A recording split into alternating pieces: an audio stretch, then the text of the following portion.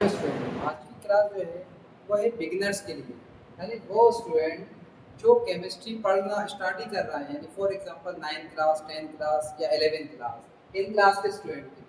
अगर ये क्लास के स्टूडेंट अगर पीरियोडिक टेबल के बारे में जानते हैं मगर वहाँ पर इलेक्ट्रॉनिक कन्फिग्रेशन के बारे में नहीं जानते, electronic configuration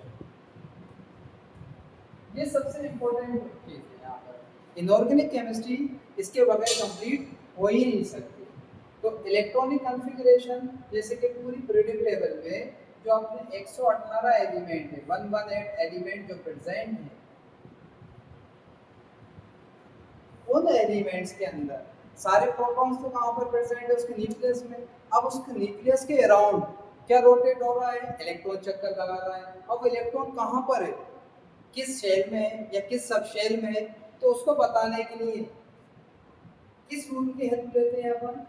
half bowl rule. Half bowl rule की हेल्प से अपन उसको डिटरमाइन कर सकते हैं। अब हाफ बाउल रूल्स क्या है अपना?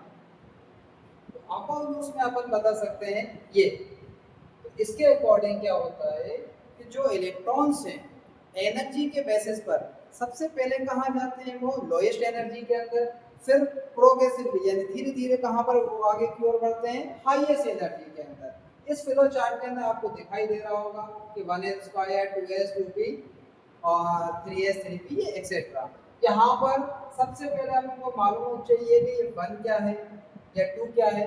तो ये कहलाता है अपना प्रिंसिपल क्वांटम नंबर, यानी मुख्य क्वांटम संख्या, जिसको डिटरमाइन करते हैं 1 2 3 4 5 से। यानी ये क्या है अपना, इसको थोड़ा साइड करते हैं,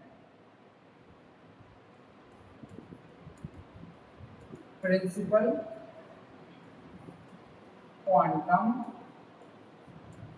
नंबर यानी मुख्य क्वांटम संख्या, जिसको रिप्रेजेंट किया जाता है n से। अब यहाँ पर जो n से रिप्रेजेंट हो रहा है वो क्या है? 1 2 3 4 5 6 7 8, यानी ये आपने क्या बताता है? एनर्जी लेवल बताता है, शेल नंबर बताता है। यानी फॉर एग्जांपल किसी भी एटम को अपन माने जैसे कि आपका सोडियम है Na, एटॉमिक नंबर कितना है इसका? 11 है। अब एटॉमिक नंबर 11 है तो इसके अंदर अगर इसका इलेक्ट्रॉनिक कॉन्फ़िगरेशन निकालेंगे तो 1s 2s 2p6 और 3s1। तो यहाँ पर 1, तो ये सबसे न्यूक्लियर के सिमिलर है। यानी फॉर एग्जांपल सोडियम को इस तरीके से अपन ड्रॉ करते हैं, ठीक है, ये सेकंड और ये फर्स्ट।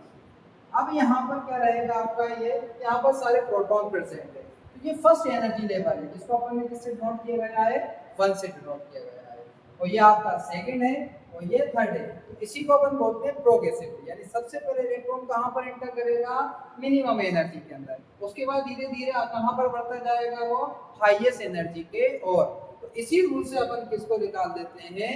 आपने इलेक्ट्रॉन के फिलिंग ऑर्डर को, यानी इलेक्ट्रॉनिक विन्यास, यानी अबाउट प्रिंसिपल। तो इसके लिए अपन ये सर्किल का यूज कर लेते हैं, ये वाला।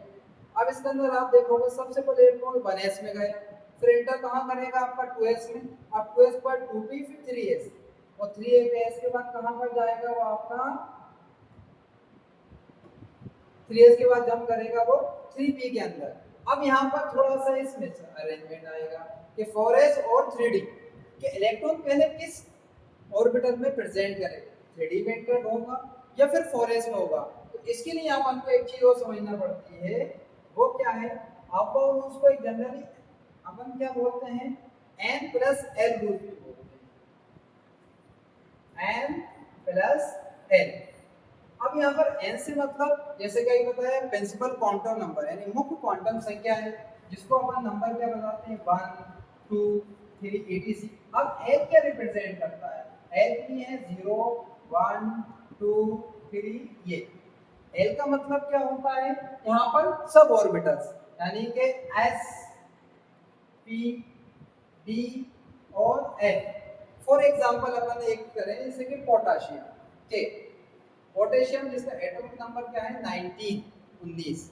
अब इसका इलेक्ट्रॉनिक कॉन्फ़िगरेशन जब अपन निकालेंगे तो 1s2 करके निकालेंगे, 2s2 रखेंगे, 2p6 रखेंगे, 3s2 रखेंगे और 3p6। यहाँ तक तो बिल्कुल सिंपल है ना? इसके बाद क्या होगा कि जनरली ये बॉर्डर आता है, बच्चे समझते हैं कि इलेक्ट्रॉन कहाँ पर जाना चाहिए, तो 3D के अंदर, मगर इलेक्ट्रॉन 3p के बाद कहाँ पर जंप करेगा आपका 4s के अंदर, फिर बाद में जाएगा 3D के अंदर। क्यों?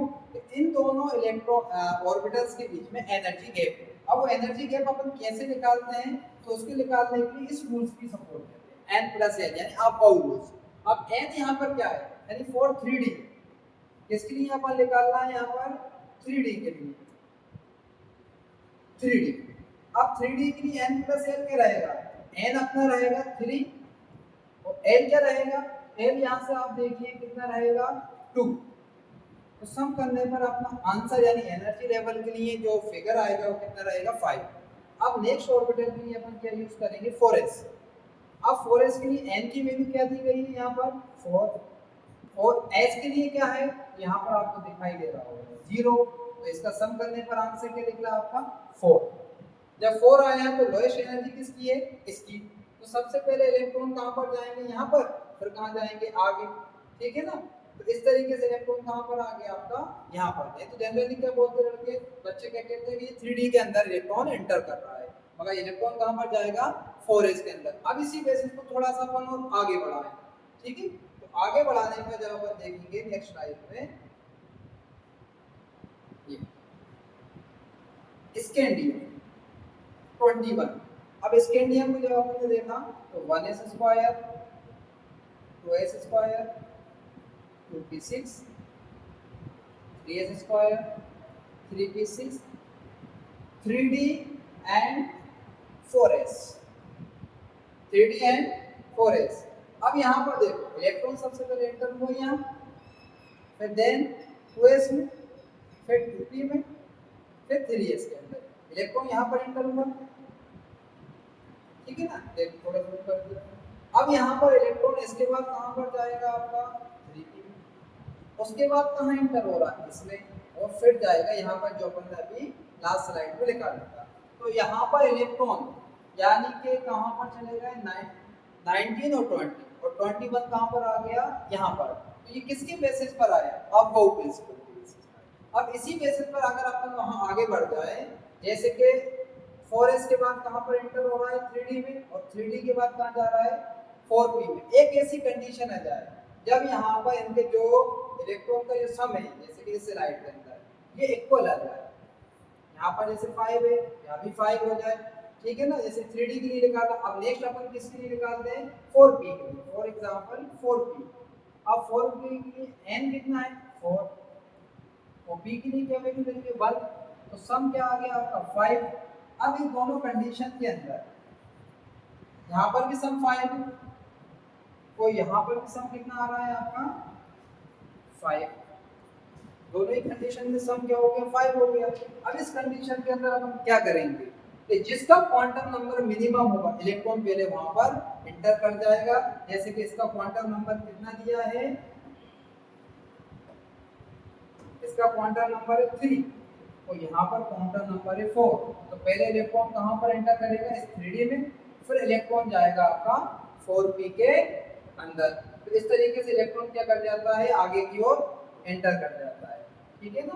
पहले इलेक्ट्रॉन कहाँ चले जाएगा इस 3D के अंदर, फिर एंटर कहाँ करेगा ये 4p में। तो यही आउटबाउंड रूल्स है, ठीक है। इसके अकॉर्डिंग ही अपन किसी का भी इलेक्ट्रॉनिक कॉन्फ़िगरेशन निकाल लेते हैं। मगर ये कंडीशन पे थोड़ा जब स्पेशल केसेस आते हैं तो वहाँ पर ये एप्लीकेबल नहीं होता, ठीक है ना। तो इस तरीके से आप जिसको कोई डाउट हो कमेंट में डाल दिएगा, ठीक है। Okay, thank you.